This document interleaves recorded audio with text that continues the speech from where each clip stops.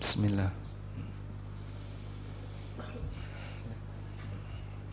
Assalamualaikum warahmatullahi wabarakatuh. Alhamdulillahi rabbil alamin. Hamdan katsiran tayyiban mubarakan fih. Mubarakan alaihi kama yuhibbu rabbuna wa yarda. Wa ashhadu an la ilaha illallah wahdahu la syarika lah. Wa ashhadu anna Muhammadan abduhu wa rasuluh sallallahu alaihi wa ala alihi wa sahbihi wa man tabi'ahum bi ihsanin ila yaumiddin. Yang kami hormati Sa'adatul Ustaz Dr. Zainal Abidin bin Syamsuddin hafizahullahu ta'ala wa ra'ah. Yang kami hormati pula para asatidzah, para pengajar di Ibnu Hajar Islamic School. Semoga Allah Subhanahu wa taala memberikan kemudahan bagi urusannya. Dan Bapak Ibu sekalian, para jamaah yang dimuliakan Allah taala, syukur alhamdulillah layak kita haturkan kehadirat Allah atas hadirnya berbagai macam majelis ilmu di sekitar kita. Karena dengan berdekatan dengan para ulama atau majelis ilmu akan membuat diri kita semakin terarah hidupnya. Sebagaimana yang dikatakan oleh Hasan Al-Basri rahimahullah, beliau mengatakan, laulal ulama lakana an-nasu kal bahaim. Andaikan bukan karena ulama, maka manusia tak ubahnya seperti binatang. Sehingga orang tidak kenal mana halal mana haram, tidak kenal bagaimana cara berinteraksi yang benar dengan orang lain, bagaimana adab ketika berkeluarga, ketika dia tidak tahu aturan. Dengan belajar, maka manusia akan menjadi manusia yang sebenarnya, yang itu membedakan antara dia dengan binatang. Karena itulah jamaah diberikan Allah, kita memilihkan putra-putri kita untuk bisa belajar di lingkungan pesantren atau di lembaga pendidikan yang mengajarkan Al-Quran dan Sunnah, dengan harapan nantinya mereka bisa hidup lebih baik, mengerti tentang aturan, dan semoga nanti bisa menjadi penerus dakwah. Selanjutnya kita akan membahas tentang buku Prinsip Hidupku. Jamaah membawa bukunya? Ada yang bawa ya? Baik. Jadi buku ini buku yang baru saja terbit. Saya tulis di kesempatan ketika di waktu kosong setelah pelaksanaan ibadah haji. Namun sebelum pulang banyak kegiatan di hotel masjid, sehingga di beberapa waktu kosong itu saya gunakan untuk nulis buku, jadilah buku itu. Maka tipis sekali, mohon maaf karena isinya nggak banyak. Yang pertama, di buku ini membahas tentang selalu jaga niat baik. Kemudian yang kedua, menjaga keselamatan iman. Yang ketiga, jangan lewatkan sehari tanpa menambah ilmu, dan seterusnya sampai ada 17 pembahasan. Dan di sini saya tulis dengan judul Prinsip Hidupku, bukan membahas masalah tauhid dan manhaj, tapi lebih membahas kepada apa sih prinsip yang perlu kita bangun agar kita bisa lebih maksimal dalam belajar, bisa lebih maksimal dalam beraktivitas sebagai seorang muslim yang baik. Menjadi muslim yang ideal itu mustahil, karena hanya satu orang yang maksum, yaitu Nabi Sallallahu Alaihi Wasallam. Sedangkan kita pasti penuh dengan kekurangan, baik kekurangan dalam melaksanakan perintah maupun kekurangan dalam melanggar larangan. Oleh karena itu, kalau kita tidak bisa menjadi manusia yang ideal 100%, minimal kita berusaha memperjuangkan diri untuk menuju ideal. Dan dengan beberapa prinsip ini, semoga kita punya panduan bagaimana sih agar kita bisa menjadi orang yang lebih baik. Sehingga di sini saya tulis sifatnya hanyalah nasihat, berbagi nasihat, Mari kita jadikan ini sebagai prinsip bersama. Insya Allah kalau ini kita ikuti, semoga bisa mengantarkan hidup kita lebih baik. Selanjutnya coba kita bahas yang pertama, selalu menjaga niat yang baik. Manusia itu dikendalikan oleh batin. Nabi SAW bersabda, wa inna fil jasadi mudghah, idza saluhat saluhal jasadu kulluh, wa idza fasadat fasadal jasadu kulluh. Dalam diri seorang hamba ada segumpal darah, ada segumpal daging. Mudghah, ada segumpal daging. Apabila segumpal daging ini baik, maka seluruh jasad akan baik. Sebaliknya ketika segumpal daging ini jahat, maka seluruhnya akan jahat. Kemudian Nabi SAW mengatakan, ala wahya al-qalb, itu adalah hati. Abu Hurairah radhiyallahu anhu mengatakan, al-qalbu malikun wal a'da'u junuduh. Hati itu ibarat raja, sedangkan anggota badan manusia adalah pasukannya. Maka bagaimana mata kita bergerak, bagaimana tangan kita bergerak, kaki kita bergerak, semuanya kembali kepada kualitas batin para hamba. Karena itu manusia yang hatinya sangat iman, sangat baik, dia bisa mengalahkan yang lain. Abu Hurairah radhiyallahu anhu atau Abu Bakar As-Siddiq radhiyallahu anhu dikatakan oleh seorang ulama tabi'in, ma sabaqakum Abu Bakrin bis salati wala bis siyam walakin bima waqara fi qalbi. Abu Bakar tidak lebih unggul dibandingkan kalian disebabkan karena jumlah salat atau jumlah puasa yang beliau kerjakan. Namun beliau lebih unggul dibandingkan kalian disebabkan karena iman yang ada dalam hatinya. Dengan iman yang ada dalam hatinya ini tidak bisa disaingi dengan yang lain. Makanya kalau kita berlomba dari sisi kuantitas ibadah dengan sahabat, bisa atau tidak kira-kira? Bisa. Kalau bicara masalah kuantitas, jumlah. Tapi kalau kita bicara masalah kualitas ibadah dengan para sahabat, mungkinkah bisa disaingi? Gak mungkin. Sebab iman mereka jauh lebih tinggi dibandingkan iman kita. Nah, belajar untuk mengatur suasana batin bermula dari mengatur niat. Belajar untuk mengatur suasana batin bermula dari bagaimana cara kita mengatur niat. Ada sebuah ungkapan yang mengatakan, niyatul mu'min khairum min amali. Niat seorang mukmin lebih baik daripada amalnya.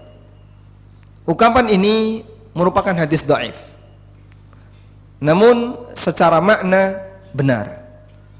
Sehingga bedakan dua ini ya. Ada kalimat yang statusnya hadis dhaif, bukan sabda Nabi SAW, atau diduga bukan sabda Nabi SAW, tapi secara makna benar. Karena kalimat yang benar itu tidak hanya terbatas pada hadis.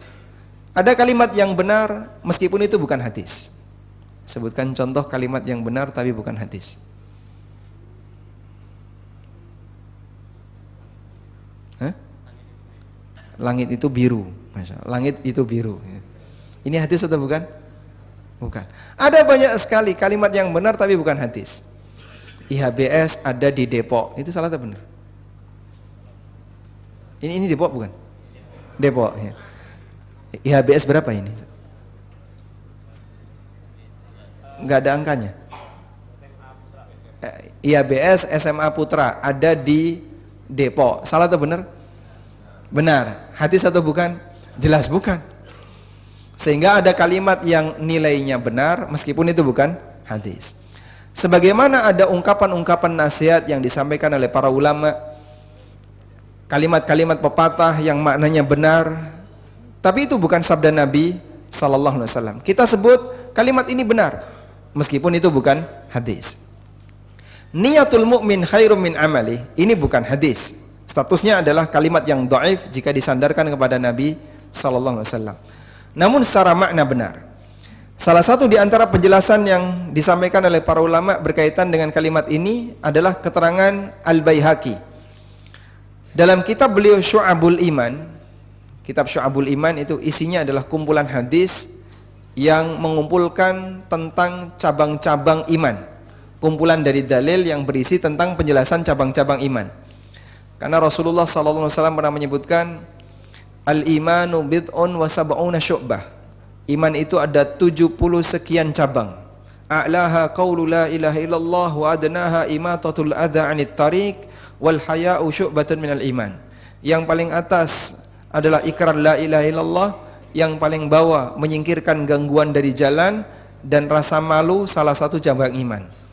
Nabi SAW menyebutkan ada 70 sekian, batas atas, batas bawah, contoh di tengah. Tapi rinciannya seperti apa, beliau tidak jelaskan. Nah, kemudian ulama beristihad merinci cabang-cabang iman itu apa saja. Salah satu di antara yang beristihad demikian adalah Al-Baihaqi. Beliau kumpulkan dalil-dalil yang itu menunjukkan cabang iman dalam satu buku namanya Syu'abul Iman.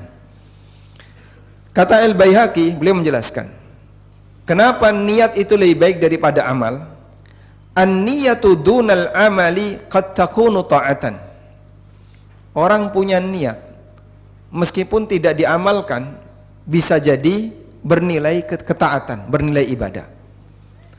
Sebagaimana yang disabdakan Nabi SAW dalam hadis yang diriwayatkan oleh Bukhari, man hamma bihasanatin falam ya'malha kutibat lahu hasanatun. Barang siapa yang punya keinginan untuk berbuat baik, beramal saleh, tapi dia tidak berhasil melakukannya, maka dicatat untuknya satu pahala.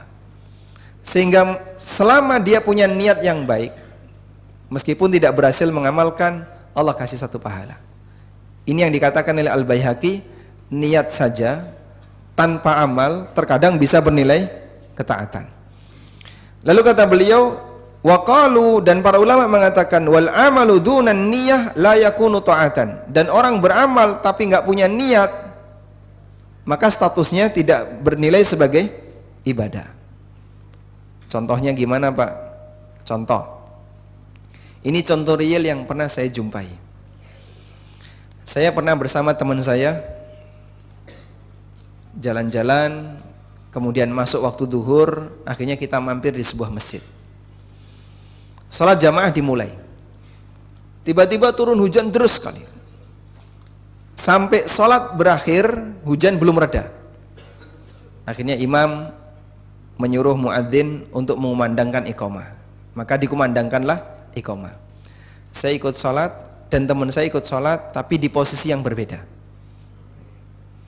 Selesai sholat, hujan reda, kemudian teman saya tanya, tadi sholat apa? Kok 4 rakaat? Terus saya tanya, kamu ikut enggak? Ya aku melu. Ya, ikut. Loh, melu kok gak ngerti sholat apa? Baik, kira-kira itu sholat apa, Pak? Hah? Sholat apa ya? Jamak dengan asar. Jadi zuhur 4 rakaat, setelah salam ternyata hujan deras, maka imamnya mengajak untuk jamak, akhirnya dilakukanlah jamak dengan asar 4 rakaat. Orang ini ikut sholat, tapi dia tidak ada niat untuk melaksanakan sholat asar. Dapat pahala sholat asar tidak? Tidak. Apakah dia punya status setelah mengerjakan sholat asar? Belum. Kenapa? Karena dia tidak punya niat sholat asar, sehingga ketika waktu asar dia harus ngulang sholat asar. Karena tadi meskipun dia sholat 4 rakaat, tapi dia belum punya niat sholat asar. Itu contoh orang beramal tapi nggak punya niat, tidak dinilai sebagai amal. Kasus yang kedua, saya ketemu dengan seorang pejabat, dan waktu itu dalam sebuah forum kajian tentang masalah zakat, beliau ikut hadir di sesi yang pertama. Saya jelaskan tentang masalah nisab, haul, dan seterusnya. Selesai sesi yang pertama, beliau menemui saya, kemudian bilang, baru pertama kali ini saya dengar kayak gini. Dan usia beliau kurang lebih 60-an tahun, karena sudah pensiun. Dan beliau termasuk pejabat yang insya Allah tabungannya banyak. Kemudian saya tanya, terus Bapak selama ini kalau mengeluarkan harta gimana? Ya kalau ada masjid yang butuh saya kasih, panti asuhan butuh saya kasih, ada orang minta saya kasih, fakir miskin saya kasih. Beliau bukan orang yang pelit, bisa jadi royal. Dan mungkin dalam perhitungan saya, apa yang beliau keluarkan bisa jadi lebih besar dibandingkan kewajiban zakatnya. Tapi beliau tidak pernah punya pikiran kalau yang dia keluarkan itu zakat. Apakah yang bersangkutan sudah bayar zakat jamaah? Kenapa? Karena tidak punya niat. Nabi SAW mengatakan innamal a'malu binniyat. Yang namanya amal harus diiringi dengan niat. Sehingga amal tanpa niat tidak bernilai sebagai ketaatan.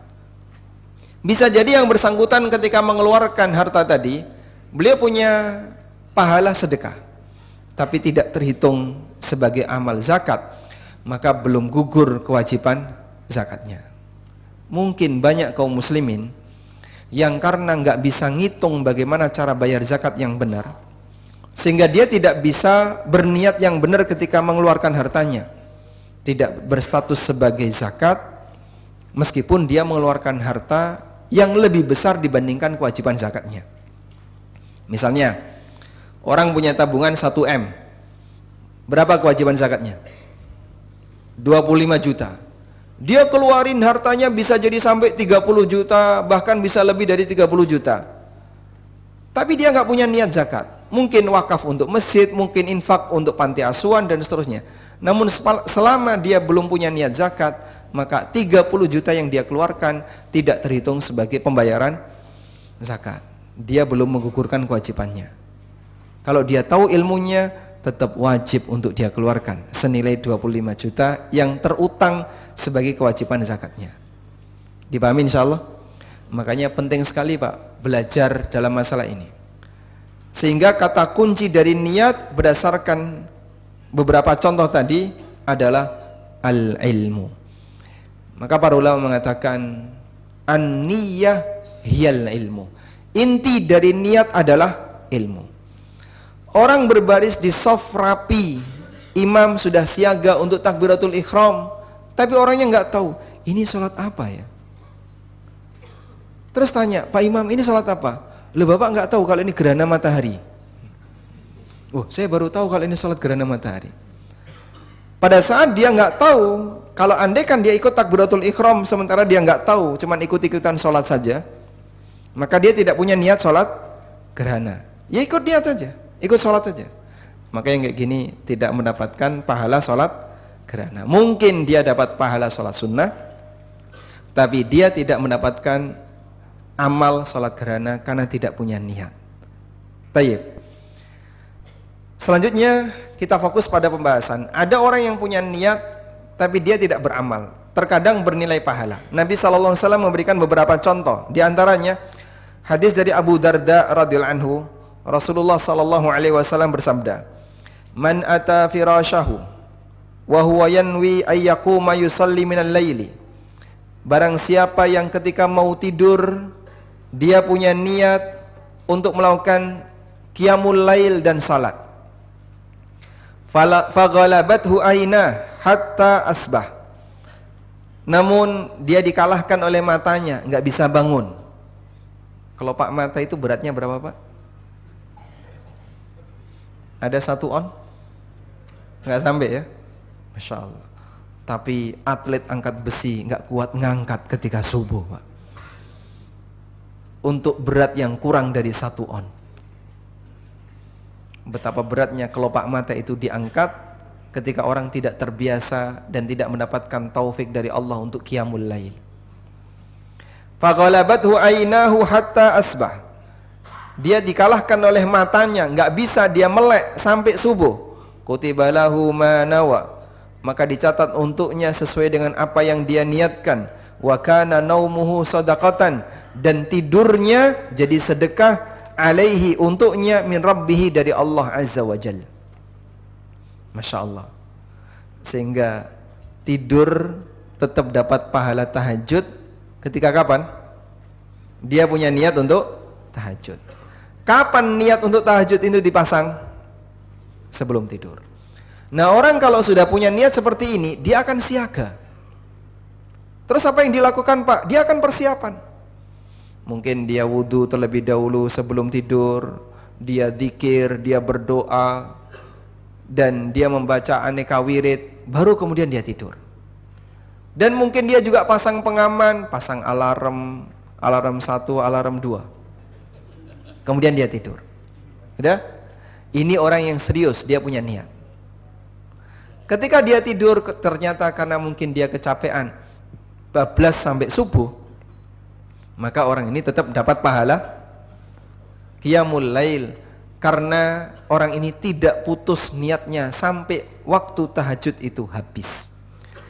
Yang bersangkutan tetap mendapatkan pahala qiyamul lail walaupun tidak mengerjakannya. Cuman Pak, seperti ini tidak bisa direkayasa ya. Wah, kalau kayak gini enak dong Ustadz, sebelum tidur selalu pasang niat tahajud. Tunggu dulu, mungkin Anda bisa melakukan seperti itu, tapi bisa jadi niat itu putus.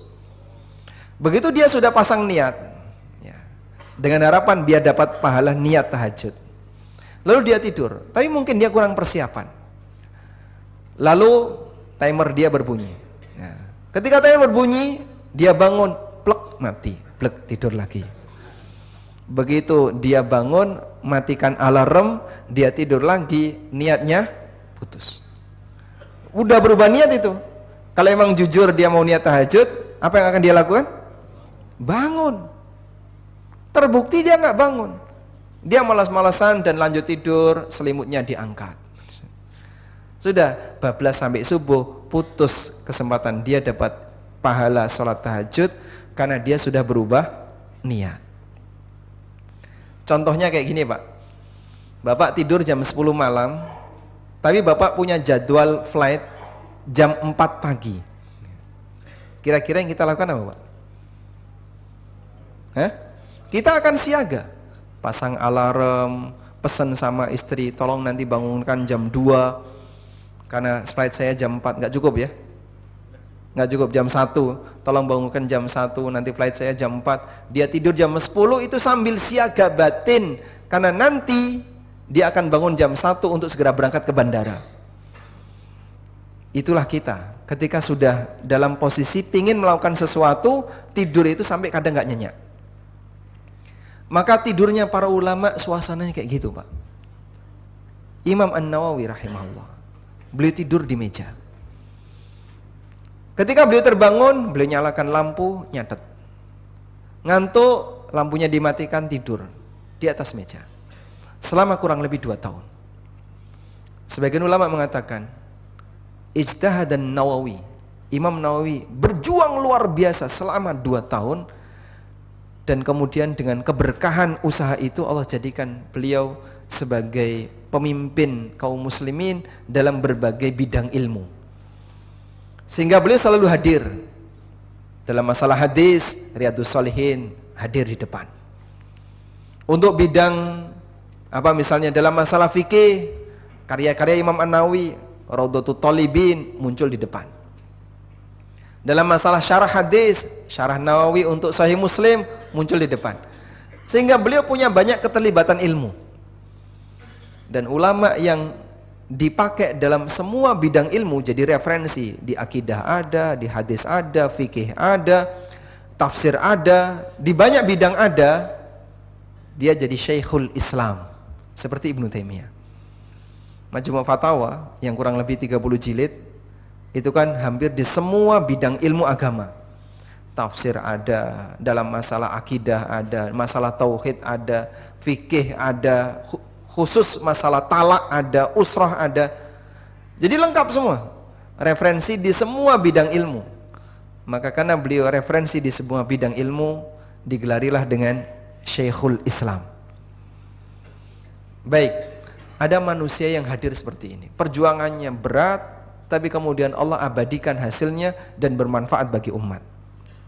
Nah, jamaah dimuliakan Allah Subhanahu wa taala, kembali kepada masalah niat tadi.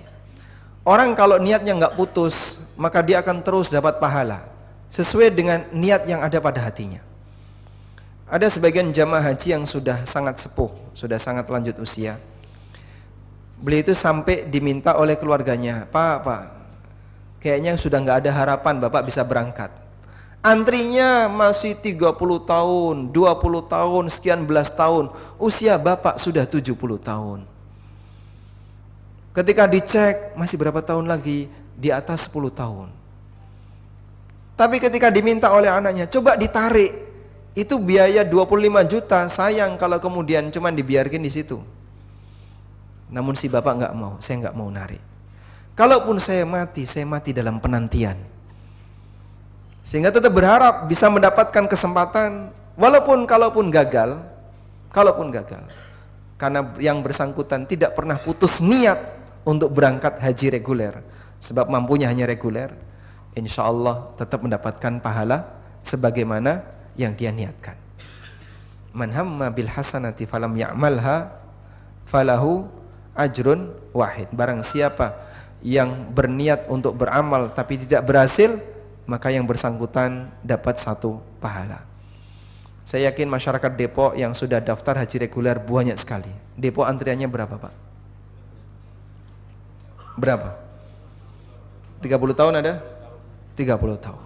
Sehingga yang daftar hari ini kurang lebih 30 tahun ke depan dia bisa berangkat. Niatnya sudah terpasang sekarang. Namun kapan dia berangkat? Wallahu a'lam. Sekian puluh tahun, apakah masih hidup atau tidak? Sepanjang dia nggak tarik itu dana, dia nggak putus, maka yang bersangkutan akan terus mendapatkan pahala. Baik. Selanjutnya jamaah dimuliakan Allah Subhanahu wa taala. Sama kaitannya dengan masalah niat adalah mempertahankan amal soleh secara rutin. Karena ada satu masa di mana kita tidak bisa melaksanakannya disebabkan uzur fisik, baik karena sakit atau karena uzur tua atau karena uzur yang lainnya. Tapi orangnya tetap dapat pahala karena dia tidak beramal bukan disebabkan nggak mau beramal, dia tidak beramal karena ada uzur. Nabi SAW mengatakan, "Idza maridul abdu aw safara kutiba lahu ma kana muqiman sahiha."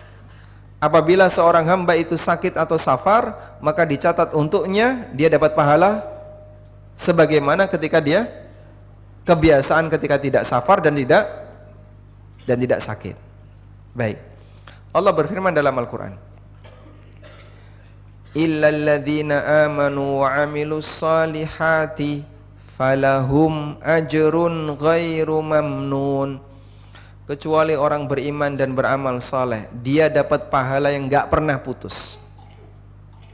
Ada sebuah penjelasan yang disampaikan oleh Ibnul Muhallab, salah seorang ulama mazhab Malikiyah. Ini di buku enggak ada. Beliau menyampaikan, ayat ini merupakan anugerah dari Allah untuk hambanya yang beriman. Allah berikan kepada mereka pahala yang tidak pernah putus, sebagaimana kondisi nabinya sallallahu alaihi wasallam. Nabi Muhammad sallallahu alaihi wasallam dikatakan oleh Allah, wa innalaka la ajran ghairu mamnun. Dan kau Muhammad memiliki pahala yang ghairu mamnun, yang enggak pernah putus. Orang mukmin dikatakan dalam Al-Qur'an, illal ladzina amanu wa 'amilus solihati falahum ajrun ghairu mamnun. Bagaimana bentuknya? Ketika orang punya rutinitas ketaatan, lalu pada satu masa tertentu fisiknya tidak bisa diajak untuk melakukannya karena uzur usia atau uzur sakit. Orang tua ditunggu makin tua atau makin muda? Orang yang sudah tua ditunggu gimana, Pak? Makin lemah fisiknya. Sehingga dulu waktu dia masih sehat, rajin puasa sunnah, rajin ngikuti kajian, rajin sholat berjamaah ke masjid, melakukan amal A, B, C, D, stroke, semuanya berhenti. Sehingga hanya tinggal jasad yang terkapar di atas ranjang, nggak bisa bergerak. Dia sholat hanya berkedip, hanya bisa berisyarat. Namun yang bersangkutan tidak bisa berangkat kajian, tidak bisa lagi puasa sunnah, nggak bisa lagi hadir di sholat jamaah, falahum ajrun ghairu mamnun. Orang ini dapat pahala yang nggak pernah putus, jamaah. Disebabkan karena apa? Niatnya nggak hilang. Andaikan yang bersangkutan sehat, fisiknya mendukung, tetap akan berangkat. Tapi ketika beliau dalam posisi sakit sehingga tidak bisa melaksanakan aneka ketaatan dan amal soleh yang menjadi kebiasaannya, maka beliau tidak bisa melakukan itu disebabkan uzur, bukan karena malas.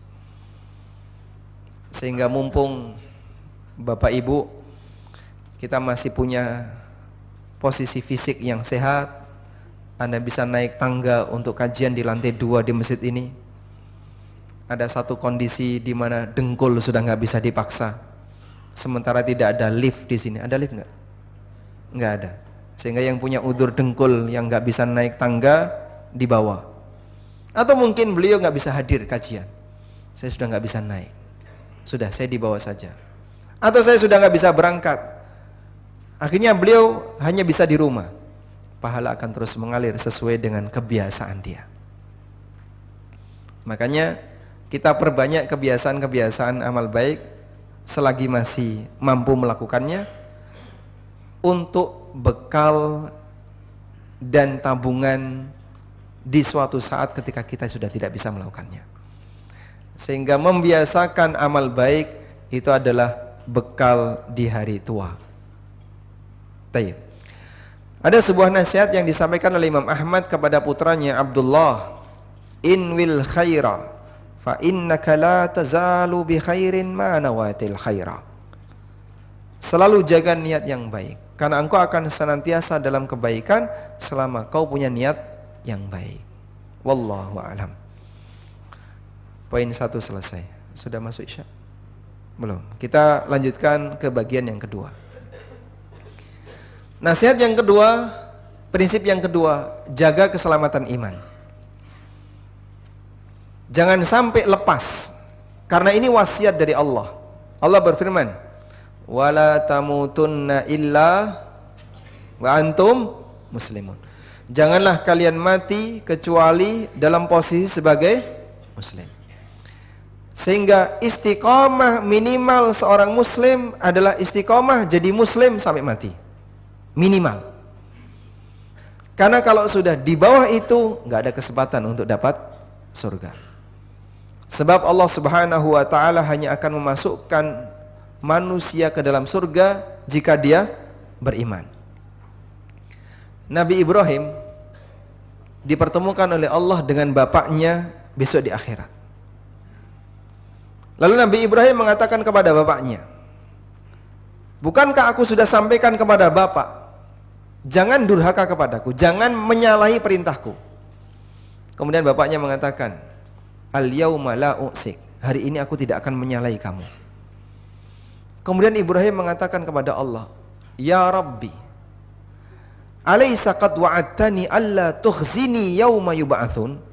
Bukankah engkau telah menjanjikan kepadaku, engkau tidak akan membuat aku sedih di hari ketika manusia dibangkitkan. Wa ayyul khizyi akhza min abil abad. Dan kesedihan mana lagi yang lebih parah ketika aku dijauhkan dari bapakku. Maka kemudian Allah Subhanahu wa taala menjawab, "Inni haramtul jannata 'alal kafirin." Aku haramkan surga bagi orang kafir. Seorang nabi berjuang menyelamatkan bapaknya, enggak diterima oleh Allah karena bapaknya mati kafir.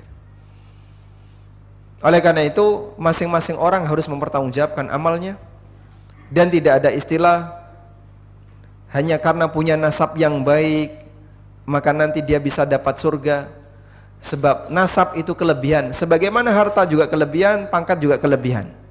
Tapi kalau kelebihan ini tidak diiringi dengan iman dan amal soleh, enggak ada nilainya. Nabi SAW mengatakan, "Wa man batta'a amaluh lam yusri' bihi nasabu." Orang yang amalnya telat enggak bisa jadi cepat gara-gara nasab. Wallahu a'lam. Adzan. Jadi yang harus kita lakukan apa? Salat, mendengar adzan. Kita lanjutkan. Baik, kita akan dengarkan adzan Isya terlebih dahulu. Wassallallahu ala nabiyyina Muhammadin wa ala alihi wa sahbihi wasallam.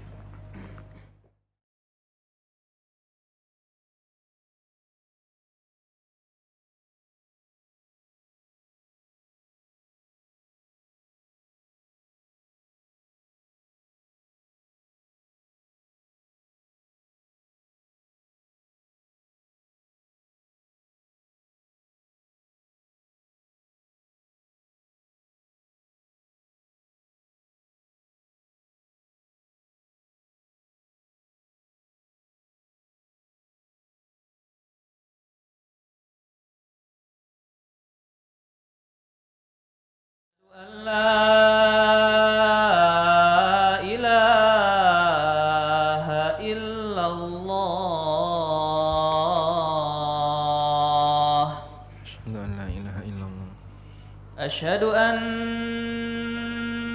محمد رسول الله أشهد أن محمد رسول الله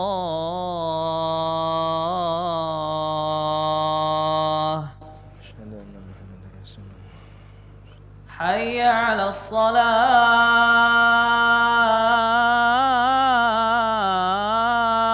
الصلاة حي على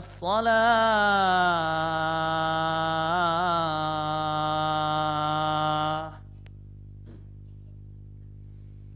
حي على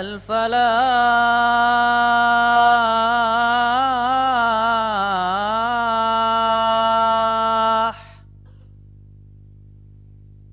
حي على الفلاح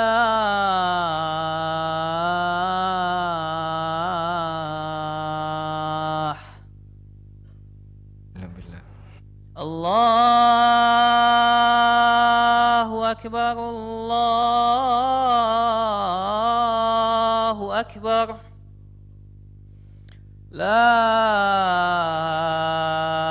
إله إلا الله إلا الله اللهم صل على محمد اللهم رب هذه الدعوة التامة والصلاة القائمة آت محمدا الوسيلة والفضيلة وبعثه مقاما محمودا التي وعدته. Alhamdulillah wassalatu wassalamu ala Rasulillah wa ala alihi wa sahbihi wa mawalah. Ilustrasi pentingnya iman dan tauhid bagi hamba digambarkan oleh Nabi sallallahu alaihi wasallam dalam hadis dari Ibnu Umar. Beliau menyebutkan rukun Islam itu ibarat bangunan. Beliau bersabda, "Bunyal Islamu ala khamsin. Syahadatu an la ilaha illallah wa iqamus shalah wa ita'uz zakah wa shaumu ramadan wa hajjul baiti man istata'a ilaihi sabila." Iman dibangun di atas 5 tiang. Mulai dari syahadat sampai haji. Ya? Kewajiban dalam Islam itu kan banyak. Tidak hanya sebatas 5 rukun Islam ini. Terus bagaimana penjelasannya? Al-Hafidz Ibnu Rajab dalam Jami'ul Ulum wal Hikam menjelaskan seperti ini. Nabi SAW membuat ilustrasi aktivitas yang kita lakukan dalam Islam itu seperti kita membuat bangunan. Rukun Islam itu ibarat tiang. Ada 5 tiang, 4 tiang di tepi, 1 tiang di tengah. Dah? Sedangkan kewajiban-kewajiban yang lain seperti kewajiban birrul walidain, kewajiban berbuat baik kepada tetangga, kewajiban belajar, kewajiban menghormati orang lain, dan aneka kewajiban yang lain, itu seperti tembok yang ada di bagian tepi. Sehingga andaikan ada orang yang dia hanya mengerjakan rukun Islam yang 5, tapi dia tidak melakukan kewajiban yang lain, itu ibarat dia bangun rumah hanya tiangnya saja tanpa tembok. Sehingga angin masih bisa masuk, hujan yang deras mungkin masih bisa masuk, dia nggak bisa menahan dingin dan panas. Tapi ketika dia melaksanakan kewajiban, ibarat dia tembok kanan kiri rumah itu. Saat dia melakukan amal sunnah, maka dia menghiasi isi rumah itu dengan aneka perabotan. Baik. Orang kalau ingin tinggal di dalam rumah itu dalam kondisi aman, maka amankan tiang-tiangnya. Karena kalau tiang ini roboh, ambruk atapnya. Sehingga aneh kalau ada orang lebih mementingkan amal sunnah, dzikir banyak, baca Quran banyak, tapi tauhidnya rusak. Ibarat ada orang yang bangun rumah, ngisi rumahnya dengan aneka perabotan, tiang tengahnya dirobohkan. Ambruk itu rumah, meskipun di dalamnya banyak aneka perabotan. Ada yang mau tinggal di situ, Pak? Tidak mau.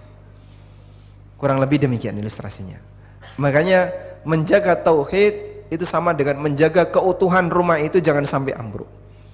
Menjaga rukun Islam yang lain sama dengan menjaga keuntungan tiang-tiang yang lain, keutuhan tiang-tiang yang lain agar jangan sampai ambruk.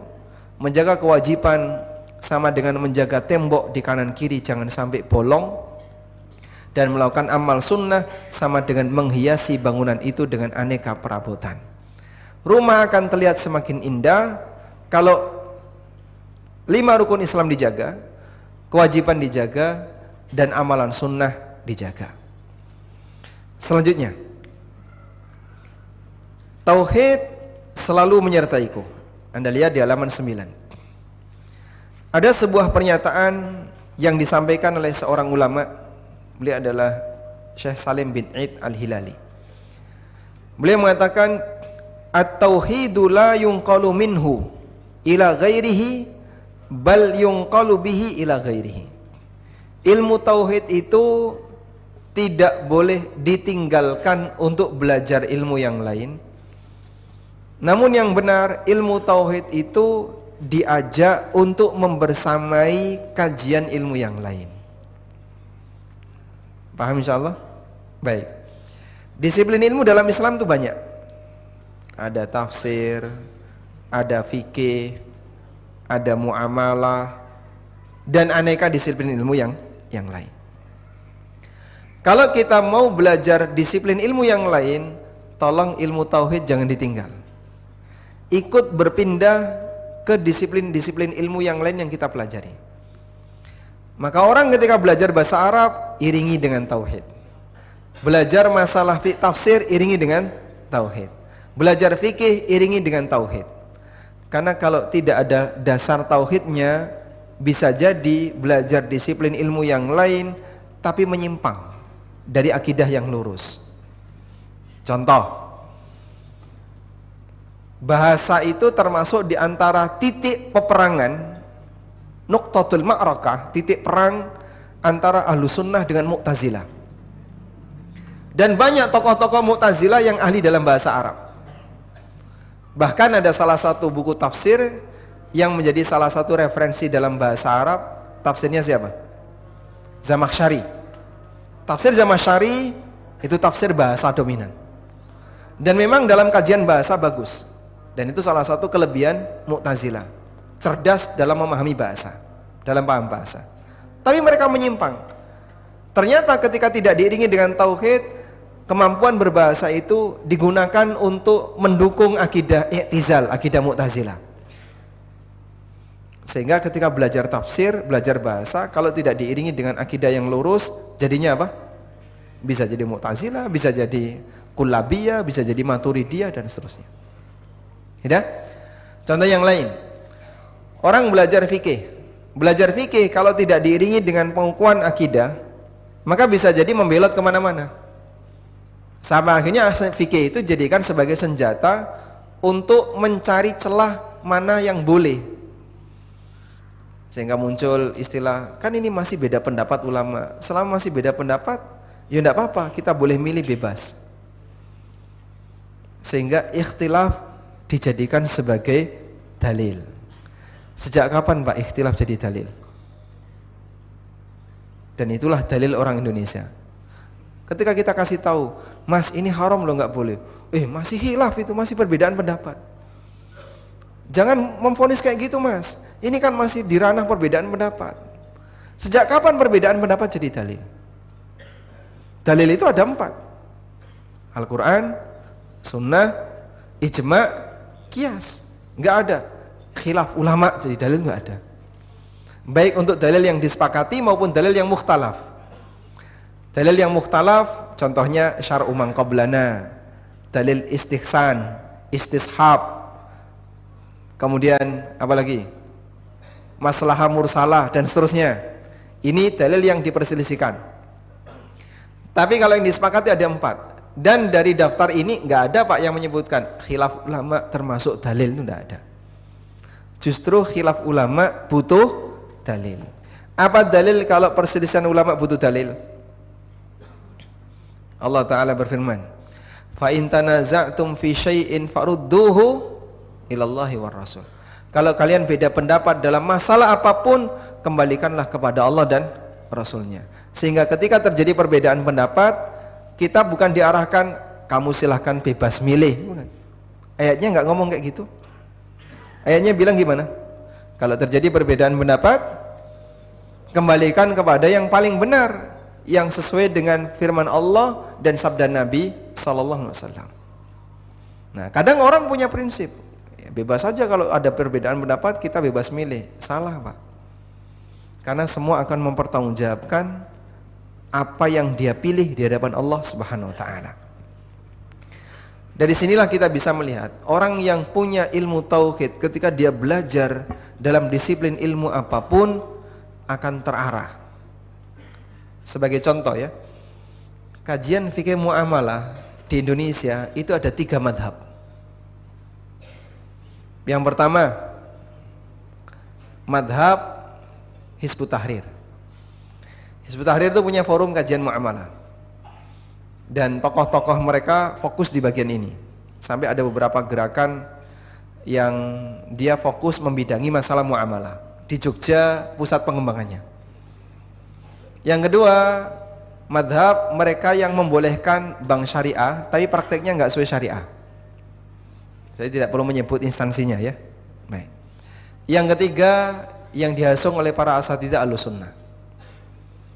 Dan jika kita perhatikan, kenapa kok beda seperti ini? Ada yang terlalu permisif, sangat longgar, serba boleh. Pokoknya toleran, semuanya dibuat boleh.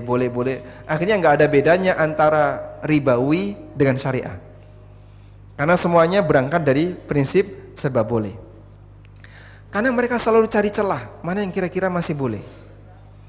Dan itu berangkat karena pondasi akidahnya berbeda, Pak.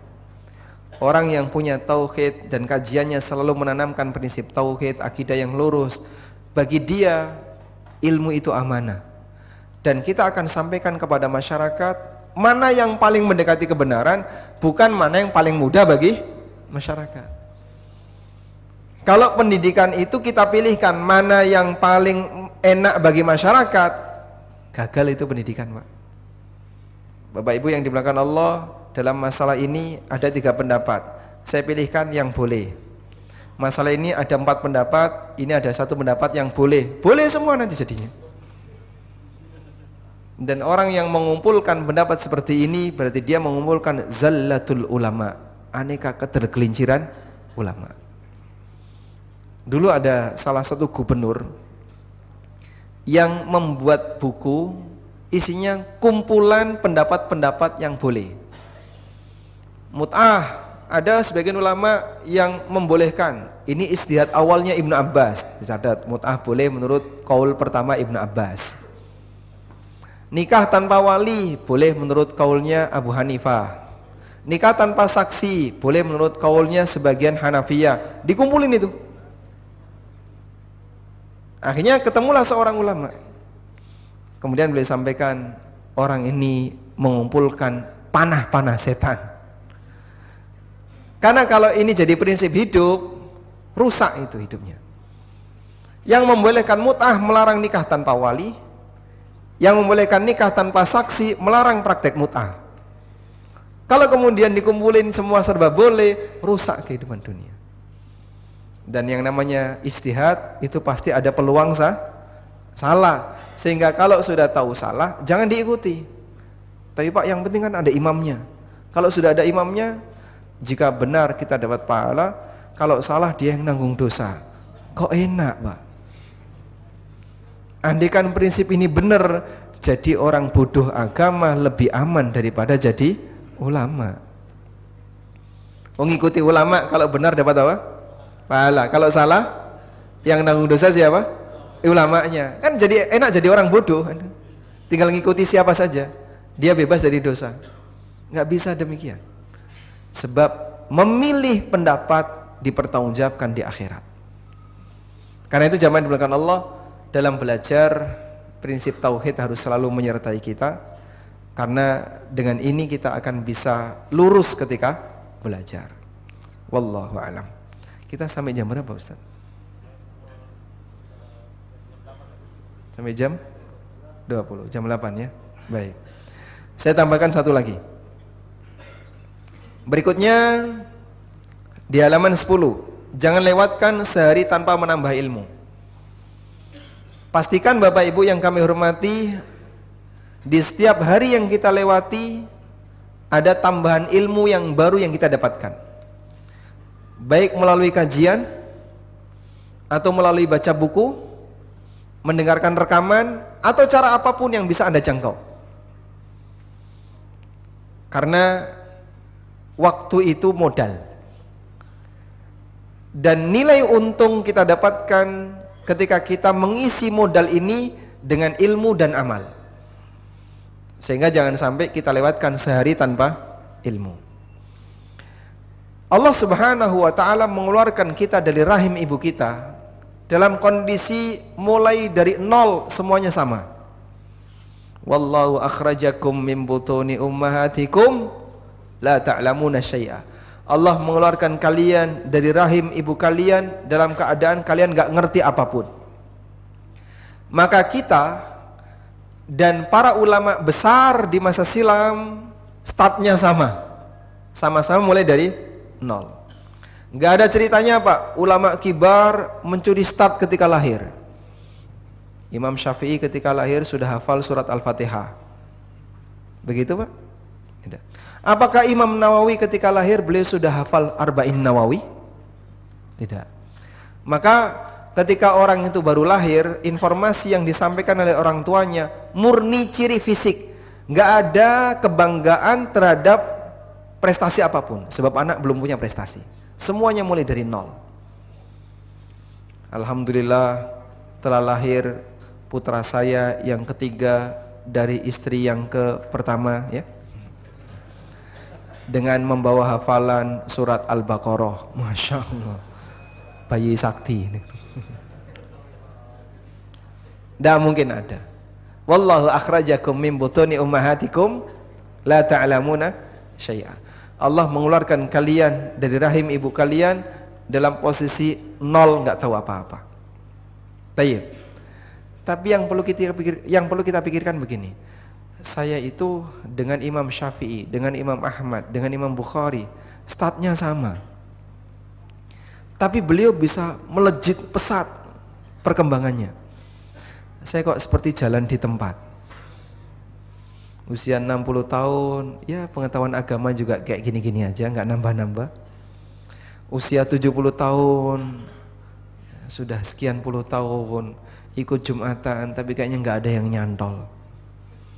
Ikut Jumatan sudah berapa tahun Bapak? Berapa tahun? Sekarang usia berapa Pak? 69 63, Masya Allah, 63. Ada yang usia 70, ada yang usia sekian puluh. Udah? Itu Jumatan yang kita ikuti selama 40 tahun. Andaikan ditulis jadi buku Pak, berapa jilid kira-kira? Hah? Berapa jilid? Tebal sekali. Cuman Jumatan yang kita ikuti antara yang melekat dengan yang menguap banyak mana Pak? Menguap semua Mas. Pada waktu di depan khotib mantuk-mantuk, nggak tahu itu ngantuk atau paham, nggak tahu. Keluar masjid lupa semua, nggak ada ilmu yang melekat. Jadi kita itu ibarat orang yang sudah dikasih makanan tapi nggak pernah kenyang, hilang semuanya, nggak berkah. Makanya mungkin perlu kita evaluasi, apa sih yang salah? Wong saya dengan para ulama di masa silam startnya sama kok, sama-sama dari nol, mulai dari nol Pak ya, kayak orang mau ngisi bensin. Semuanya mulai dari nol. Tapi Masya Allah ada yang satu cepat perkembangannya. Di usia 45 tahun, An-Nawawi kan meninggal di usia 45 tahun. Tapi karyanya mendunia dan semuanya berada dalam posisi unggul. Sehingga karya Nawawi itu ada di semua masjid. Riyadhus Shalihin itu kan hampir di semua masjid. Baik. Ada yang salah dengan kita. Apa sih yang salah Pak? Barangkali hati kita belum siap untuk nampung ilmu yang turun. Sehingga kita diberi oleh Allah hati yang sempit, sehingga nggak bisa nampung ilmu yang banyak. Sebab ilmu itu ibarat hujan, Dan hati manusia seperti permukaan bumi. Ada cekungan yang besar, ada cekungan yang kecil. Allah Subhanahu wa taala berfirman, "Anzala minas samaa'i ma'an fasalat awdiyatum biqadariha." Allah menurunkan air hujan dari awan, kemudian mengisi setiap lembah-lembah yang ada di muka bumi sesuai dengan takarannya. Sehingga ada lembah yang bisa menampung banyak air. Ada lembah yang seperti cekungan kecil. Baru belajar bahasa Arab 3 pertemuan langsung muntaber, mundur tanpa berita. Kenapa? Disuruh menghafal huruf jar, pusing saya. Ada pembukaan baru, dibuka kelas baru bahasa Arab, daftar lagi ya. 3 kali pertemuan mutung lagi. Masya Allah, ini jadi mahasiswa baru abadi. Pembukaan daftar, baru dapat sekian mutung, pembukaan lagi daftar lagi. Betul kayak gitu Pak? Ada kayak gitu di sini Pak? Sama kayak di Jogja Pak ya? Ini barangkali Masya Allah, berarti hati saya sempit Pak Ustadz, mungkin. Sehingga dikasih ilmu agak banyak itu luber, nggak bisa nampung. Ketika sudah nggak bisa nampung, orangnya nggak kuat, mutung. Maka tolong dipaksa. Sesuatu yang sempit bisa nampung dalam jumlah banyak ketika kapan Pak? Diperdalam itu ya, diperdalam. Biar bisa masuk diperdalam. Caranya gimana Pak? Dipaksa Pak. Sekali waktu dipaksa. Sehingga ibarat sungai yang terlalu banyak tumpukan pasir dan kotoran di permukaan karena dosa-dosa yang kita lakukan. Anda perlu alat bego untuk memperlebar wilayah sungai Anda dengan cara dipaksa. Paksa diiringi dengan bertaubat kepada Allah, mohon ampun, istighfar, sebab ilmu adalah cahaya. Sebagaimana kata Waqi' Ibnul Jarrah, al-ilmu nurun wa nurullahi la yuhda lil asi. Ilmu itu cahaya, dan cahaya Allah tidak akan diberikan kepada tukang maksiat. Maka barangkali permukaan cekungan kita terlalu dangkal disebabkan karena banyaknya dosa dan maksiat. Tayyib. Karena itu jangan melupakan Allah, iringi belajar dengan apa? Banyak istighfar, banyak mohon ampun kepada Allah Subhanahu wa taala, sehingga Allah katakan dalam Al-Qur'an, "Fa'lam annahu la ilaha illallah wastaghfir lidzambik." Ketahuilah annahu la ilaha illallah, yang itu merupakan ilmu tertinggi, yaitu ilmu tauhid. Wastaghfir lidzambika, dan mintalah ampun untuk dosa-dosamu, sebab dosa itu penghalang ilmu bisa masuk ke dalam hati seorang hamba. Tayyib. Dan terus untuk belajar jamaah, karena belajar sepanjang kita lakukan berarti tanda kalau kita adalah orang yang masih punya keinginan untuk menjadi baik. Sebagaimana yang disabdakan Nabi SAW, "May yuridillahu bi khairan yufaqihu fiddin." Barang siapa yang Allah kehendaki untuk jadi baik, Allah pahamkan dia dalam masalah agama. Bapak-bapak dan ibu-ibu berdoa kepada Allah, "Rabbi zidni ilma" sehari berapa kali? Doa ini sering gak dibaca Pak? Atau jarang? Sering? Kalau bisa sering ya. Kadang sebagian besar orang itu kan doanya berputar masalah rezeki lancar, jodoh lancar, kan gitu ya. Badan sehat, kondisi selamat. Sehingga yang dia minta itu seputar masalah dunia dan dunia. Dia kadang kurang perhatian terhadap apa sih kebutuhan yang paling pokok bagi hidupnya. Terlupakan untuk minta tambahan ilmu. Terlupakan untuk minta kepada Allah taufik. Terlupakan untuk minta kepada Allah kemudahan dalam belajar, sehingga nggak ngerti, nggak didukung untuk bisa segera ngerti. Saya punya penyakit susah belajar Pak Ustadz. Gimana solusinya? Selama ini yang Bapak lakukan gimana? Ya tetap hadir di ilmu, di forum kajian, majelis ilmu, tapi merem saya Pak. Baik, berarti gini Pak ya, besok sebelum kajian Bapak tidur dulu. Pastikan Bapak sudah tidak ngantuk. Sudah? Baru setelah itu hadir di majelis ilmu. Kok tetap merem? Nah, ada kawan bayi nih kayak gini ya. itu susah hilang. Wallahu ta'ala alam. Tapi mungkin demikian yang bisa kita sampaikan. Semoga Allah jadikan apa yang kita pelajari ini bermanfaat. Allahumma anfa'na bima 'allamtana wa 'allimna ma yanfa'una warzuqna ilma. Ini pesannya sampai jam 8. Berarti kurang lebih ada waktu 30 menit ya. Bagi jamaah yang ingin menyampaikan sesuatu kami persilahkan. Silakan.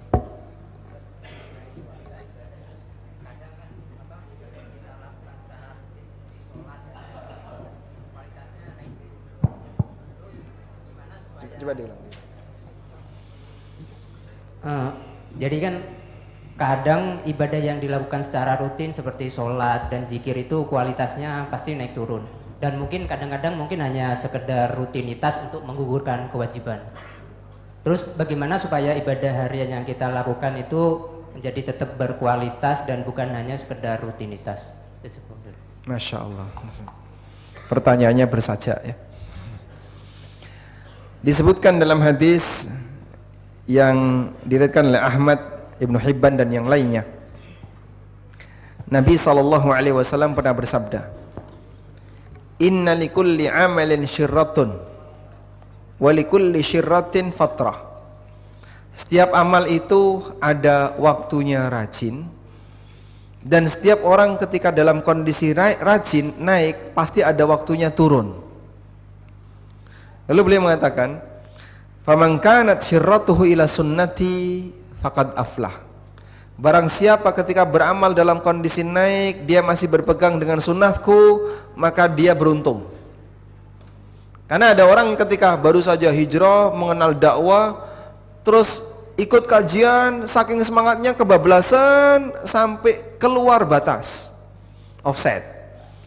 Akhirnya orang tuanya ditahdzir ya. Gurunya ditahdzir, semuanya ditahdzir, semuanya hizbi, ditahdziri semua, udah offset ini orang, karena kebablasan, terlalu semangat. Itu masa syirrah, tapi tidak diiringi dengan sunnah, sehingga kebablasan. Wa man kanat fatratuhu ila ghairi dzalika faqad halaka. Sebaliknya, ketika dalam posisi fatrah, dalam posisi turun, kalau turunnya kebablasan, binasa. Sehingga bisa lepas. Orang ketika terlalu rajin, ada kondisi dia mutung kebablasan, hilang komunitas. Sekarang jadi gimana? Nggak tahu itu. Udah nggak pernah kajian, utangnya nggak dibayar. Kalau dihubungi ngilang. Nah, ini orang yang apa ya? Karakternya selalu kebablasan. Kalau naik kebablasan, turun kebablasan. Maka yang bagus khairul umur awsatuha. Segala urusan itu yang terbaik adalah pertengahan. Sehingga Anda ketika melakukan amal yang rutin, kalaupun ketika sedang rajin nggak bisa bertahan selamanya. Kadang kan kita belajar khusyuk bisa bertahan 2-3 hari jadi khusyuk baik ya. Tapi kemudian turun mulai hilang semangat. Tapi jangan sampai kebablasan. Ketika naik jangan kebablasan, ketika turun juga jangan kebablasan. Pak Ustadz, tolong dong sampaikan nasihat ke ibu-ibu biar jadi istri yang baik. Nah, kemudian Ustadz menyampaikan materi tentang wanita soleha. Ngasih efek Pak itu Pak, berpengaruh, Masya Allah. Begitu selesai kajian, Alhamdulillah Pak Ustadz, istri saya jadi seperti Khadijah. Masya Allah. Tapi cuma 3 hari Pak Ustadz. Habis itu berubah jadi juminten Mas. Seperti itulah yang namanya manusia. Sebab orang kalau istiqomah linear terus nggak bisa. Kadang naik, kadang turun. Dan yang bisa membuat kita jadi naik kembali ketika turun naik lagi adalah diulang itu pelajaran. Sehingga ilmu dengan diulang-ulang itu seperti mengembalikan semangat. Turun, disemangati lagi. Turun, disemangati lagi. Terus demikian. Jangankan dalam masalah agama, dalam bernegara saja seperti itu. Makanya kemudian ada program misalnya peringatan Hari Kemerdekaan. Di semua negara hampir ada. Terus apa yang dilakukan di situ? Membangkitkan kembali semangat nasionalisme, baik bagi pemimpin, bagi aparat maupun bagi pejabat. Dan itu diulang-ulang. Yang namanya upacara kan gerakannya kayak gitu aja Pak ya. Gerakannya seperti itu. Nggak ada kok improvisasi gerakan upacara, itu nggak ada ya. Tapi orang melakukan seperti itu berulang-ulang. Kenapa? Ini dalam rangka untuk menjaga, katanya menjaga nasionalisme. Maka dalam beragama juga demikian. Kita ulang-ulang dalam belajar dalam rangka untuk menjaga apa? Menjaga semangat. Jadi turun, nanti belajar lagi. Turun, belajar lagi. Dan kita bisa merasakan pengaruh itu seusai belajar. Wallahu a'lam. Ya, Ustaz, untuk pertanyaan kita buka selang-seling, Ikhwan, Akhwat, dan yang bertanya secara online. Sekarang kita buka yang Akhwat saja. Ya. Assalamualaikum warahmatullahi wabarakatuh, Ustaz. Waalaikumsalam warahmatullahi Apabila wabarakatuh. kita beramal, bolehkah kita dalam hati mengatakan, ya Allah, aku niat karena Allah sesuai contoh Nabi dan berharap pahala darimu? Jadi dia menyusun redaksi niat tapi dibaca dalam hati. Nah, ini sama dengan talafut niat tapi di batin. Jadi niat itu tidak perlu disusun redaksinya. Aku niat sholat duhur 4 rakaat dengan imam Ustadz Fulan ya, di masjid A jam sekian bersama teman-teman ya. Itu pernah ada kejadiannya, diceritakan oleh Syekh Utsaimin ya. Ada orang sholat di Masjidil Haram. Di sebelahnya itu orang Badui. Ya, pokoknya orang pedalaman yang waktu itu ikut sholat di Masjidil Haram. Si A ini sebelum dia sholat, dia membaca niat sebelum takbiratul ihram. Nawaitu sholat A B C lillahi ta'ala. Disenggol sama Badui. Kurang. Apa yang kurang? Imamnya belum kamu sebutkan. Nama imam di Masjidil Haram menghadap kiblat belum kamu sebutkan. Jadi identitas itu kenapa harus disebutkan? Nawaitu sholatadz zuhri 4 raka'atin mustaqbilal kiblati ma'muman adaan lillahi ta'ala. Ma'muman adaan mustaqbilal kiblat. Ini kan identitas sholat ya. Apakah harus disebutkan? Kalau ini disebutkan, nama imamnya, makmumnya siapa saja, di masjid apa ya, jam berapa, itu juga identitas. Kenapa nggak disebutin? Kepanjangan Pak, pendek saja. Kalau pendek saja ya cukup sholat duhur Allahu Akbar. Yang penting ta'yin. Nah, ta'yin itu menegaskan ini sholat apa. Nah, ta'yin itu dilakukan sesaat sebelum takbiratul ihram, sehingga dia sudah punya kesengajaan. Kamu mau melakukan sholat apa? Sholat ini. Nah, masalah ta'yin ini memang ada khilaf. Boleh nggak jauh sebelumnya? Misalnya, shaf di masjid ini sampai di nomor 2. Jadi Anda yang masuk di pintu butuh jalan beberapa meter hingga bisa tiba di shaf nomor 2. Tapi di pintu atau di tangga kita sudah mentakyin duhur. Butuh waktu 2 menit sampai di shaf untuk takbiratul ihram. Apakah seperti ini boleh? Ada khilaf dalam masalah ini. Dan pendapat yang lebih mendekati, selama belum putus boleh. Sehingga Anda ketika masuk masjid pertama baca doa, kemudian Anda sudah pasang niat sholat duhur dan nggak putus niat itu dengan yang lain. Contoh putus gimana Pak? Ditelepon istri, Bang segera pulang, anaknya kesetrum misalnya. Nah, terus Anda pulang, nah, itu putus kan niatnya. Atau ini apa misalnya airnya bocor, nggak bisa mampet, Anda pulang, putus niatnya. Selama Anda tidak putus niat, maka Anda tidak harus mengulang ta'yim ketika mendekati takbiratul ihram. Wallahu a'lam. Ya, jazakallahu khairan. Kita buka ya Ikhwan yang ingin bertanya. Ya. Bismillah. Assalamualaikum Ustaz. Waalaikumsalam. Pertanyaan saya ada kaitannya dengan pertanyaan yang pertama. Sebagai orang yang baru mengenal dakwah sunnah misalnya seperti itu ya Ustaz ya. Kemudian ilmu juga terbatas. Kita sudah tahu bahwa dakwah ini adalah jalan yang lurus dan kita berniat untuk menularkan kepada keluarga. Misalnya orang tua atau istri atau anak seperti itu. Nah, untuk Pertanyaannya adalah seberapa kuat niat kita atau seberapa besar niat kita pada saat kita berusaha untuk mencoba mengajak mereka ke dakwah ini supaya supaya mereka lebih taat dalam beribadah atau semacamnya, agar tidak salah jalur juga. Itu tekadnya seperti apa Ustaz? Karena kalau misalnya mereka yang sudah terbiasa dengan kehidupan sebelumnya dan seperti anak-anak yang sudah terbiasa mendengar musik di sekolah, teman-temannya yang tidak memahami dakwah sunnah, itu susah buat kita untuk meyakini mereka bahwa ini untuk mengajak mereka ke ilmu ini seperti itu Ustaz. Kira-kira kalau kita hanya berniat kemudian kita sudah pasrah karena sulitnya hal itu, apakah cukup kita berdoa saja atau ada kiat-kiat yang lain agar kita tidak berhenti dengan niat ini Ustaz, seperti itu? Baik. Assalamualaikum warahmatullahi wabarakatuh. Waalaikumsalam warahmatullahi wabarakatuh. Para nabi, mereka ketika ingin menyelamatkan keluarganya, seperti Nabi Nuh yang ingin menyelamatkan anaknya, Nabi Ibrahim ingin menyelamatkan bapaknya agar masuk Islam, itu niatnya nggak putus sampai mereka berpisah dengan kematian. Sehingga Nuh berkali-kali mengajak anaknya untuk masuk ke dalam Islam meskipun anaknya bertahan dalam kondisi kafir. Sampai kapan? Sampai kapan, Pak? Sampai anaknya tenggelam.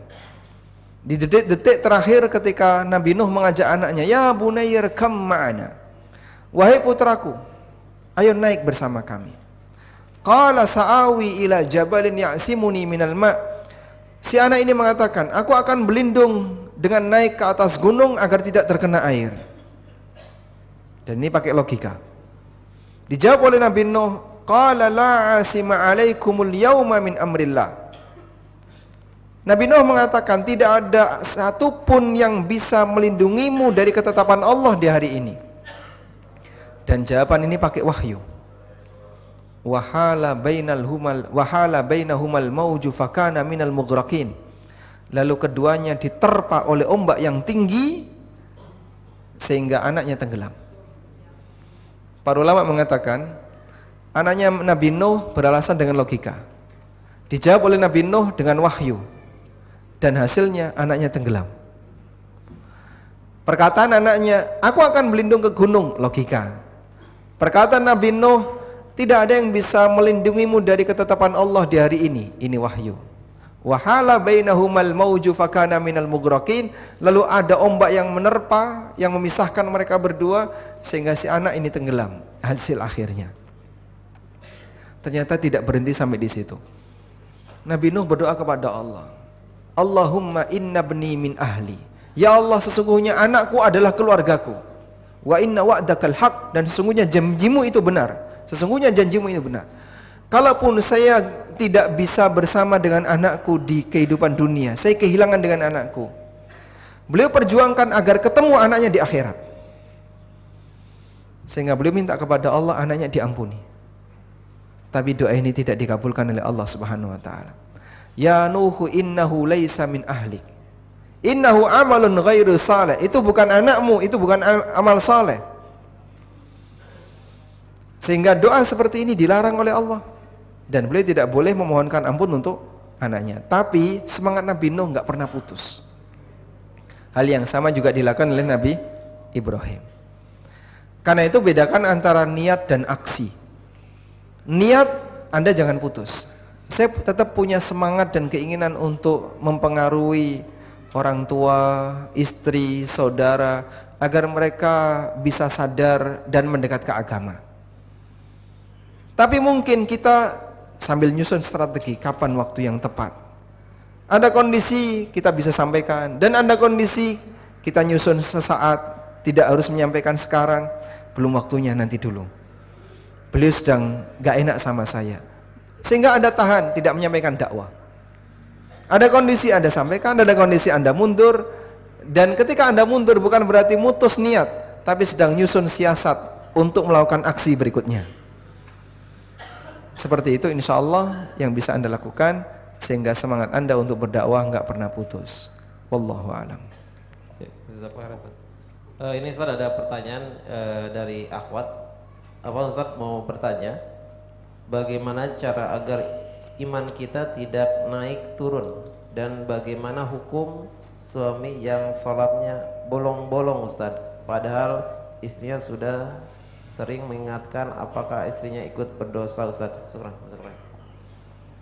Waalaikumsalam warahmatullahi wabarakatuh. Bagaimana caranya agar iman tidak naik turun? Enggak bisa.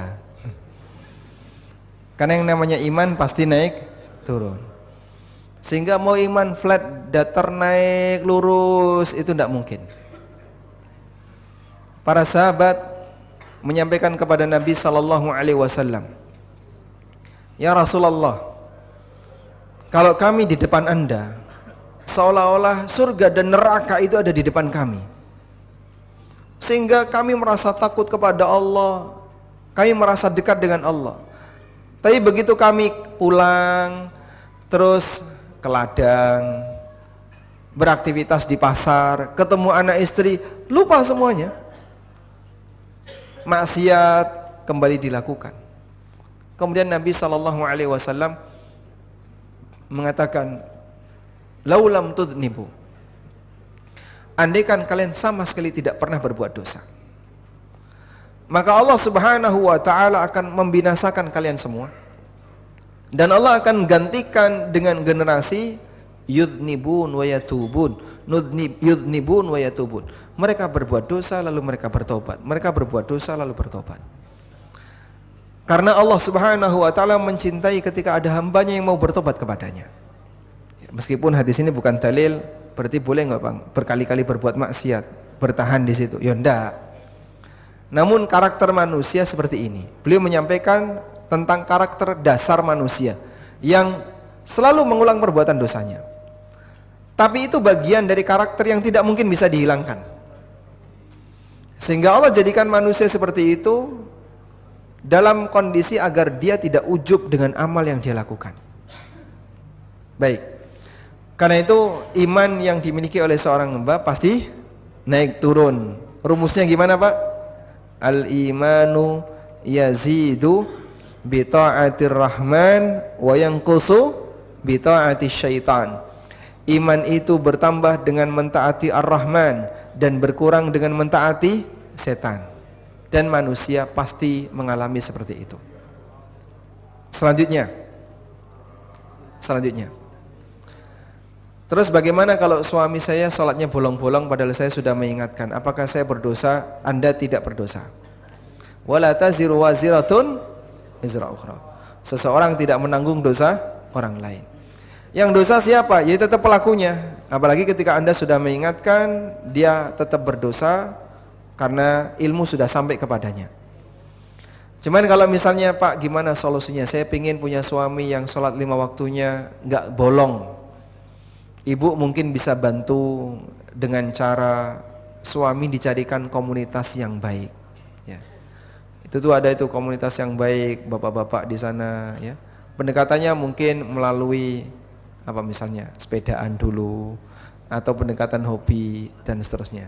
Insya Allah semoga punya daya tarik untuk memperbaiki. Wallahu a'lam.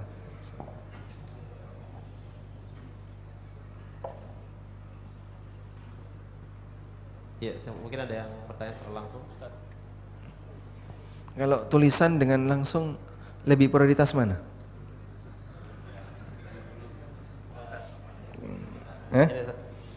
Tulisan ya? Sudah terlanjur nulis ya? Setelah ini Masya Allah. Assalamualaikum warahmatullahi wabarakatuh. Waalaikumsalam warahmatullahi wabarakatuh. Pertanyaan ini sebenarnya basic banget Ustadz, dan saya sering alami. Bagaimana cara meluruskan niat Ustadz? Itu aja Ustadz. Bagaimana cara meluruskan niat? Karena niat itu kan belak-belok ya. Biar lurus gimana caranya Pak? Jika orang punya cita-cita yang satu, fokus, insya Allah niatnya lurus. Bapak ngelakuin ini untuk apa? Biar saya dapat pahala. Fokus di situ, oke, fokus di situ. Tapi ketika punya banyak kepentingan yang lain, belok dia. Sehingga misalnya ya, orang melakukan amal besar. Amal besar ini punya banyak sekali tantangan ikhlas misalnya. Misalnya haji ya. Orang kalau disebut haji itu kan bangga Pak ya, bangga. Saat dia berangkat haji, dia melakukan amal yang besar dari sisi keutamaannya besar, dan juga effort yang dikeluarkan besar, tenaganya besar, duit yang dikeluarkan juga besar. Baik, kalau dalam pikirannya fokus pada satu titik tujuan tertentu, saya ingin ridho Allah, hanya itu Pak Ustadz, saya ingin haji saya diterima, maka saat dia fokus, insya Allah niatnya lurus. Tapi kan tantangannya, mungkin dia sambil kepikiran, nanti kalau ketemu ini dipanggil Pak Haji, sehingga dia kadang menghayalkan ketika pulang akan dapat apa. Nah, di saat itulah kadang muncul belok kanan, belok kiri, karena ada kepentingan-kepentingan yang lain. Nah, kalau seperti ini caranya gimana Pak? Kembalikan kepada fokusnya. Bapak nyari apa di sini? Saya nyari ini. Ya sudah, tinggalkan yang seperti itu. Mau selfie, mikir, sebentar, saya selfie tujuannya apa ya? Nggak jadi ah. Bukan ini yang saya cari. Balik lagi. Sehingga kadang orang ketika melakukan satu amal saja, itu niatnya bolak-balik. Contoh misalnya, jadi imam itu kan sensitif, niatnya belok ya. Terutama pada bagian apa Pak?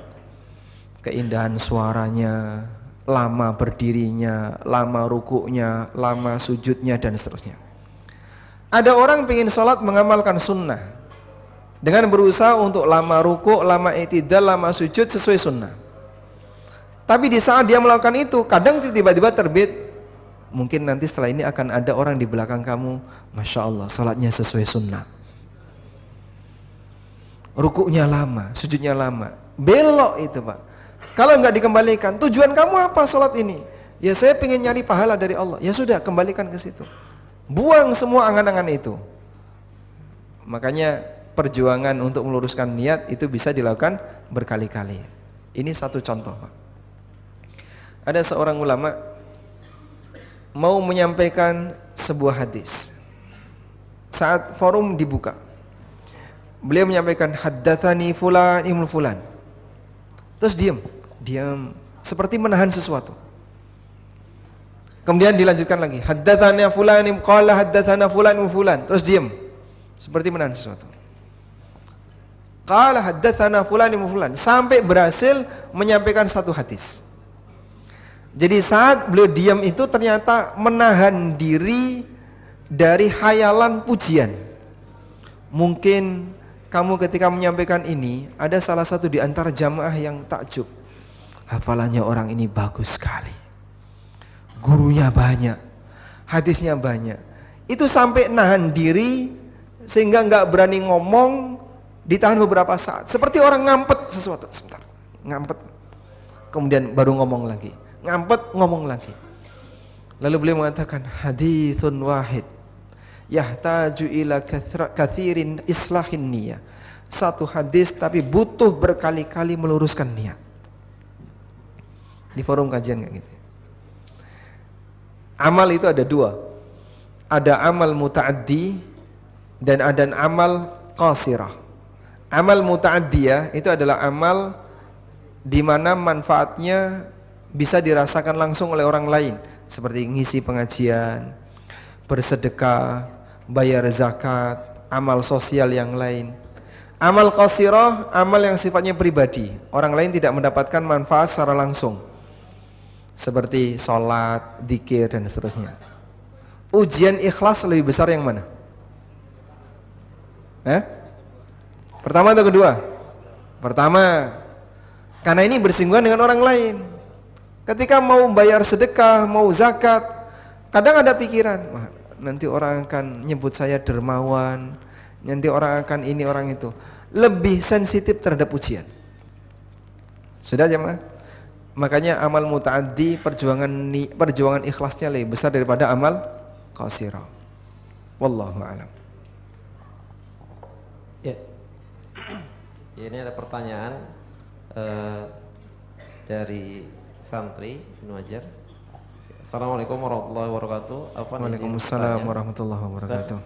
Bagaimana cara untuk menjaga kualitas iman dan semangat ibadah kita para pemuda yang mudah terjang arus negatif di zaman ini, Ustaz? Masya Allah. yang mudah diterjang arus negatif. Minggir, jangan sampai kena arus itu. Arus negatif itu lewat mana, Pak? Mungkin yang dominan sosmed atau HP lah. Sosmed, HP, ya. Yang kedua, lingkungan yang buruk. Teman pergaulan yang enggak baik. Dan aneka kondisi yang enggak baik di sekitar kita. Manusia baik dan buruk salah satu penentunya adalah lingkungan. Dan lingkungan yang terdekat adalah orang tua. Maka Nabi SAW mengatakan, kullu mauludin yuladu ala al-fitrah. Setiap anak itu dilahirkan dalam posisi fitrah. Fa abawahu ayyuhawwidanihi aw yunassiranihi aw yumajjisani. Bapaknya dan ibunya lah yang menyebabkan anak itu jadi Yahudi, Nasrani atau Majusi. Sehingga Nabi SAW nisbahkan itu kepada orang tuanya, karena itu lingkungan pertama yang dijumpai oleh anak sebelum yang lain. Baik. Oleh karena itu kalau bicara bagaimana cara kita menghindari arus itu ada terus, nggak bisa dilawan. Pak, saya akan uji kekuatan iman saya. Masuk diskotik, Masya Allah. Keluar babak belur imannya. Sehingga kalau tahu ini isinya adalah maksiat, bisa berbahaya bagi iman, seharusnya diapain, Pak? Menghindar, jangan pede. Bukan kemudian pede, ada ombak gede, saya akan menghadang, tak hadapi tantangan itu. Kamu nggak tahu di balik ombak itu ada apa. Karena nggak tahu, menyingkir kamu. Dan ombak ini akan ada terus, maka menyingkir. Belum waktunya kau menghadapi itu. Sehingga ketika dia posisi menyingkir, mungkin dia berusaha untuk mempertajam ilmu, menguatkan iman, memperbanyak hafalan. Dia berusaha untuk menata iman terus, naik terus, dikuatkan sebisa mungkin dengan kegiatan-kegiatan yang positif. Tapi dia terus menghindari itu. Pak, nanti kalau saya kayak gitu dianggap kurang pergaulan. Emang kenapa kalau kurang pergaulan? Dulu para ulama gelarnya kurang pergaulan. Rata-rata para ulama gelarnya kurang pergaulan. Justru banyak pergaulan bisa berbahaya. Dan Anda kan tidak punya tanggung jawab untuk sosialisasi dengan masyarakat sosial. Beda dengan orang tua ya. Kalau orang tua kan mungkin nanti dibicarakan sama warga, kok itu enggak akrab dengan tetangga. Ada komentar Pak ya? Kalau anak, udahlah antum enggak usah mikir komentar kayak gitu. Itu anaknya kok enggak akrab sama tetangga. Enggak apa-apa, lagi masanya untuk belajar. Dan kayaknya kalau anak enggak dikomentari Pak ya? Enggak kan ya? Beda dengan orang tuanya. Orang tuanya enggak hadir tahlilan, itu jadi catatan. Tahlilan enggak datang. Arisan juga enggak pernah datang. Kerja bakti enggak hadir. Snacknya juga enggak keluar. Udah, itu blacklist di masyarakat sudah. Tapi itu hanya berlaku untuk orang tua. Kalau masih anak-anak, masih remaja, biasanya enggak mempertimbangkan masalah ini. Wallahu a'lam. Cukup? Cek. Masih banyak Ustaz? Masih banyak. Terus diapain? Yang bertanya tadi siapa ya? Yang dapat hadiah, yang tanya lewat kertas nanti dapat hadiah. Nah, silakan.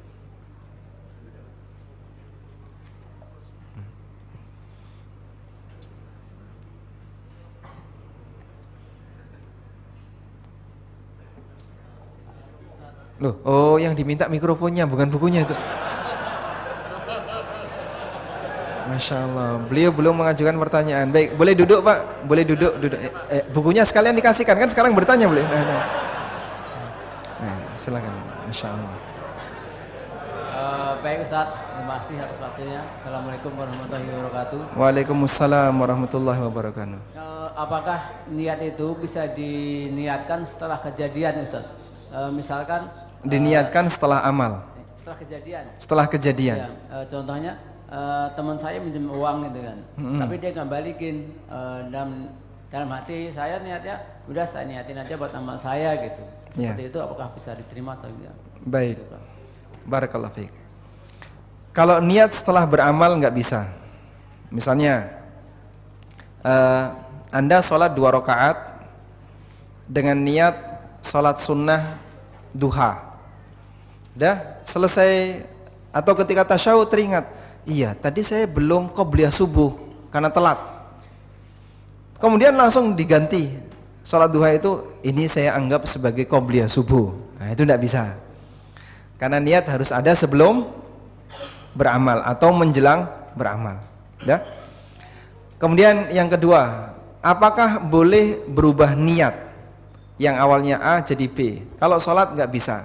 Kaidahnya begini, sholat itu ada dua ya, ada muayyan dan ada ghair muayyan. Kalau perubahannya menuju muayyan nggak bisa. Sholat muayyan itu apa Pak? Semua sholat yang punya nama itu muayyan. Sholat qobliyah subuh, qobliyah duhur, dan seterusnya, itu semuanya sholat muayyan. Sholat witir itu sholat muayyan. Sholat apa lagi? Sholat istikharah, istikharah itu muayyan nggak? Tidak, istikharah tidak muayyan. Karena yang penting sholat sunnah, kemudian dia doa istikharah. Baik, kalau ada orang yang sholat tidak muayyan, tidak muayyan itu seperti sholat sunnah mutlak. Lalu di tengah sholat dia teringat, saya tadi belum qobliyah subuh, saya pengen jadikan ini qobliyah subuh, nggak bisa.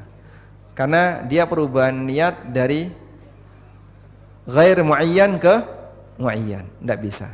Dari yang tidak tertentu kepada yang tertentu. Perubahan niat seperti ini nggak bisa.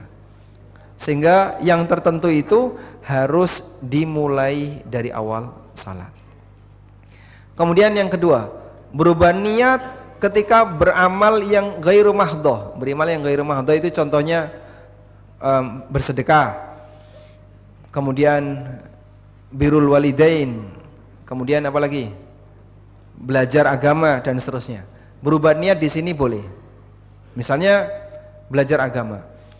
Para ulama dulu mengatakan, kunna nata'allamul ilma la lillah, fa'abal ilmu ayyakuna illa lillah. Dulu kami belajar itu enggak ikhlas, sehingga ada yang belajar agar nanti jadi qadhi, agar nanti jadi pejabat, agar nanti dapat duit. Pada waktu dia masih anak-anak seperti itu. Fa'abal ilmu ayyakuna illa lillah, namun ilmu itu enggan melekat kecuali jika dipelajari karena Allah. Fanansarifu niyatina, maka kami mengubah niat-niat kami. Sehingga yang kayak gini bisa berubah. Dah? Membebaskan utang tadi bisa nggak Pak? Bisa. Niat awal Anda utang, niat yang kedua Anda sedekah. Sehingga saat Anda menyatakan ya sudahlah daripada nggak dibayar-bayar, sebenarnya nggak ada yang hilang Pak. Andai kan Anda tidak niat sedekah, utang yang nggak dibayar-bayar, tetap Anda miliki manfaatnya di akhirat dengan cara nagih kepada yang bersangkutan. Kalau dipisahkan dengan kematian dan utang belum lunas. Tapi kalau Anda niatkan jadi sedekah, maka Anda dapat pahala sedekah dan orang ini bebas dari tanggungan, sehingga nanti tidak ditagih di akhirat. Maka orang yang punya piutang di orang lain nggak dibayar, ya, dia punya pilihan ihdal husnayain, dua-duanya bagus. Mau tidak ikhlas, tetap nanti akan dia ambil, maka dia punya tabungan, boleh nagih di akhirat. Mau ikhlas dan dia sedekahkan, dia dapat pahala sedekah, dan orang yang berutang hilang tanggung jawab sehingga tidak lagi ditagih di akhirat. Yang terbaik yang mana? Hah? Yang kedua, agar dia tidak dituntut di akhirat. Wallahu alam. Cukup? Masih ada Ustaz? Masih ada, masyaallah. Ya. Ini yang bertanya oleh kertas. Bismillah Ustaz. Ingkar mungkar tanpa ada ma'ruf di situ, apa kita masuk dalam peran berdosa jika sekitar kita melakukan kemaksiatan, namun kita diam saja tanpa memberikan amar ma'ruf, atau maksudnya kita hanya mengingkari dalam hati? Paham pertanyaannya Pak? Ingkarul mungkar tapi tidak ada amar ma'ruf, maksudnya gimana? Itu dua hal yang berbeda ya. Ada ingkarul mungkar, ada amar ma'ruf. Apa bedanya mungkar dengan maksiat? Apa bedanya mungkar dengan maksiat? semua maksiat itu mungkar, tapi tidak semua mungkar maksiat. Paham ya? Sehingga kemungkaran itu lebih luas daripada maksiat. Anak kecil berantem, dosa enggak? Anak kecil berantem, belum balik, enggak ada dosa ya? Kemungkaran enggak ini? Ditonton atau dipisah? Hah? Wah, sayang Pak kalau dipisah. Kita tonton aja.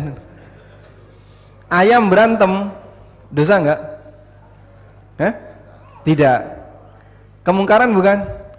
Kemungkaran, meskipun binatang. Binatang berantem, kenapa kemungkaran? Karena hal yang enggak baik. Ya? Ditonton atau dipisah? Ditonton, Masya Allah. Sehingga kita pisahkan itu ayam. Jangan berantem, karena melukai kedua belah pihak. Sehingga kita pisahkan. Ini bisa berbahaya bagi keduanya. Maka kemungkaran, ya, kemungkaran itu diingkari walaupun bukan dosa. Nah, kalau maksiat lebih parah lagi, harus diingkari. Nah, sekarang kalau ada pertanyaan, jika ada orang sedang melakukan kemungkaran, tapi tidak kita ingatkan, kita berdosa atau tidak? Kita berdosa atau tidak? Tergantung. Jika kita tidak ingatkan, tapi mengingkari batin, minimal ya, kita tidak berdosa. Yang jadi masalah, ada orang melakukan kemungkaran dan kita tidak mengingkari, malah menikmati. Kita tidak mengingkari dan menikmati. Yang kata Nabi SAW, kalau melihat kemungkaran, diapain? Diubah dengan tangan. Kalau nggak bisa, dengan lisan. Kalau nggak bisa, dengan hati. Dan kata Nabi SAW, wadzalika adhaful iman. Dan ini kondisi iman yang paling lemah. Ada kemungkaran ini di depan kita. Kita tidak mengingkari dengan tangan, lisan, dan kita menikmati. Berarti kan tiga ini tidak ada, Pak. Yang kata Nabi SAW, wadzalika adhaful iman. Dan pengingkaran terhadap kemungkaran dengan hati itu kondisi iman yang paling lemah. Berarti kalau ada kemaksiatan, kita tidak mengingkari tapi kita menikmati, ikut nonton, maka iman yang paling lemah tadi tidak ada. Berarti orangnya keluar dari Islam atau tidak? Hah? Tidak. Iman yang paling lemah nggak ada, berarti gimana? Baik, penjelasannya iman yang paling lemah dalam amar ma'ruf nahi mungkar. Sebab iman itu banyak cabang. Salah satu cabang iman adalah amar ma'ruf nahi mungkar. Maka orang yang melihat kemaksiatan dan dia tidak mengingkari sama sekali, bahkan ikut menikmati.